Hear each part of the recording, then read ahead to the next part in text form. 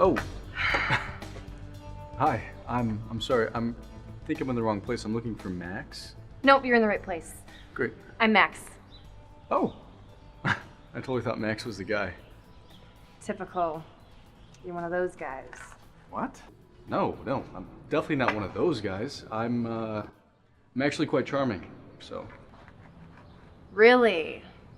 You say this to all the girls in the neighborhood? Only the cute ones.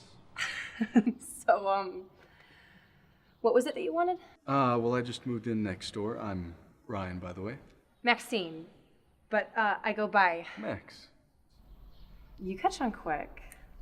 Actually, I like to take my time.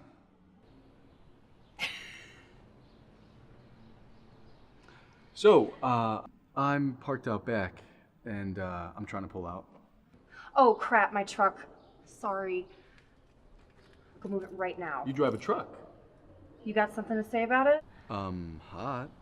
Respectfully, hot. Oh, yeah? Wait till you see me on my Harley. Should I propose now or later?